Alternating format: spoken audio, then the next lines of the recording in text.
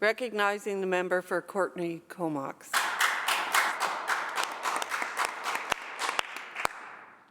Thank you, Madam Speaker. It is a pleasure to see you sitting in the chair. It's my first opportunity to welcome you to that position, and appreciate your oversight over this House.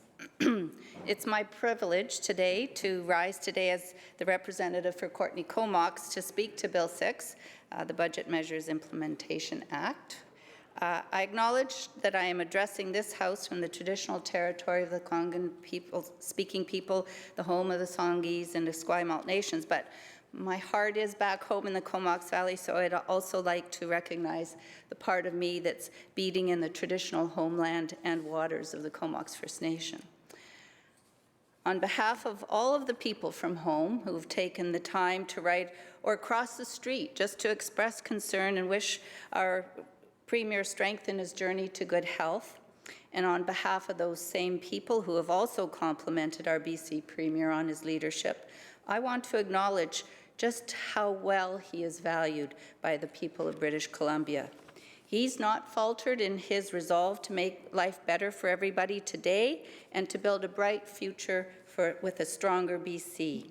When most of us have put everything aside to deal with a serious personal health challenge, he did not.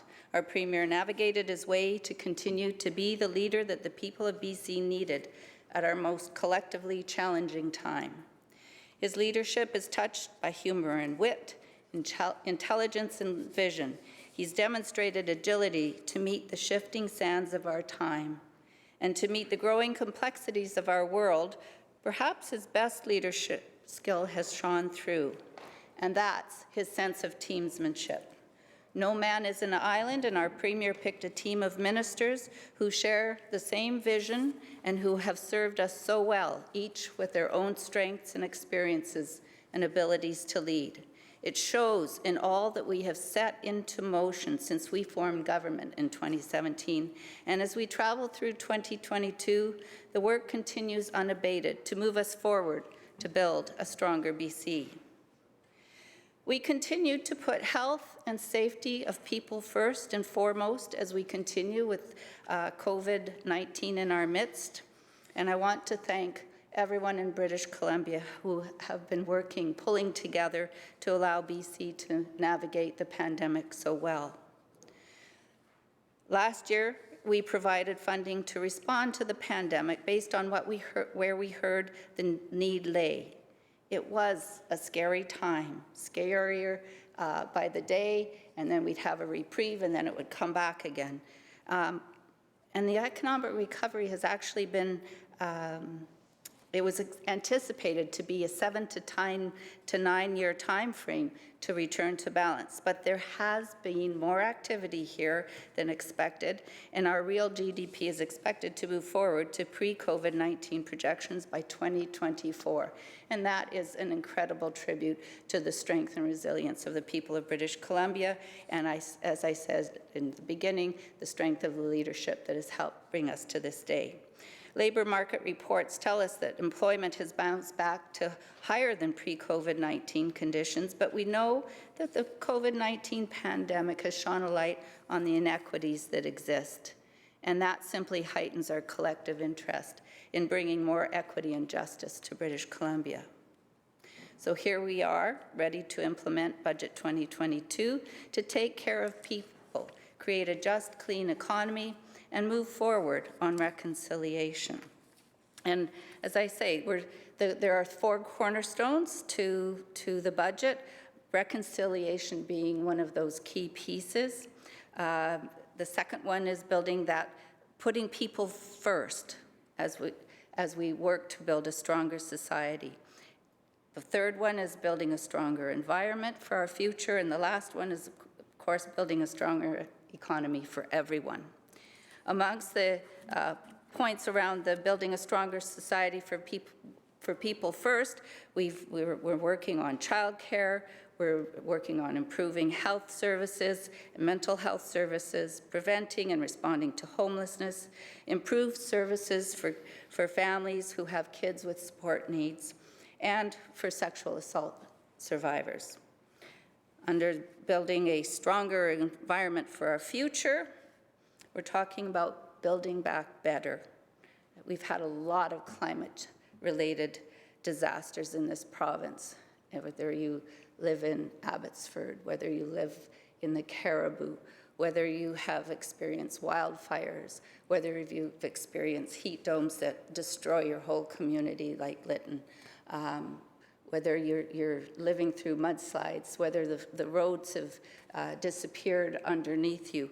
These are all climate-related disasters. And when we build back, we need to build back better, to be more resilient and to be able to endure into the future. Within that framework, we have our Clean BC, which we started in 2018, and we're building on that with the roadmap to 2030. We're working on adaptation and response. You can't just look to the future without taking care of today and creating a pathway to do more than one thing at a time.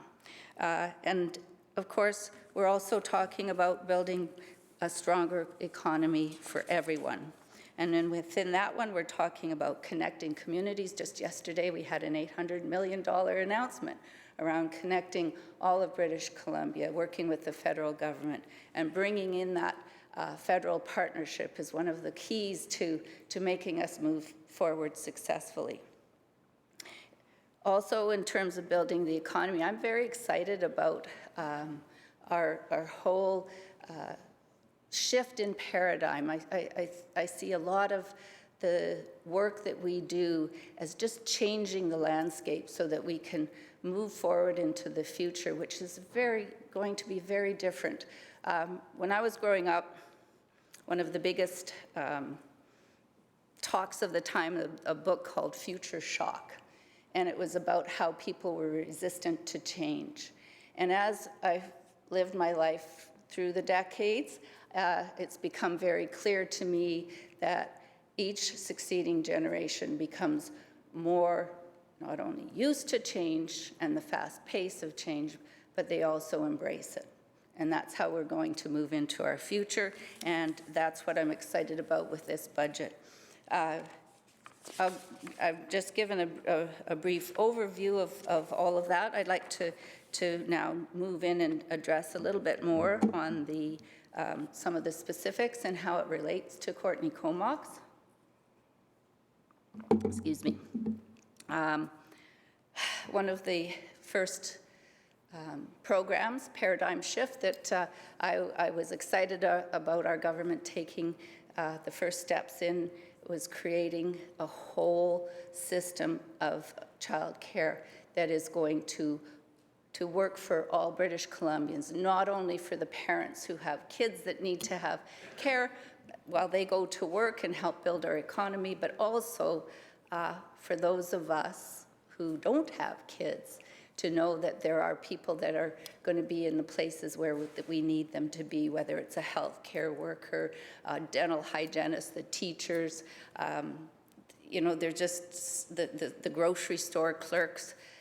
Everywhere we look, the need for childcare touches us. And again, with a federal partnership, we are able to advance more quickly our 10-year program for childcare to get to $10 a day.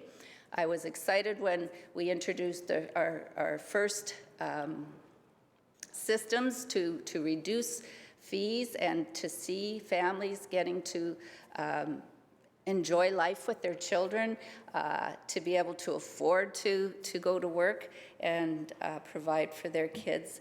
My favorite story is a young woman who had twins, and oh gosh, you know, they were looking at the cost of childcare for not just one but two kids, and we introduced the fee reduction, and it became affordable for them to buy a trailer and take their kids out camping. And those kids have grown and they're in kindergarten now, and they ski, they have embraced life in a ways that they wouldn't have been able to. They wouldn't have been able to afford those opportunities that they now have. and to the point now where the mom is able to go to university again and improve her situation and advance her career even more. And that's the sort of story that reinforces for me that we are going down the right path. Making sure that we have not only affordable but quality childcare that parents can rely on.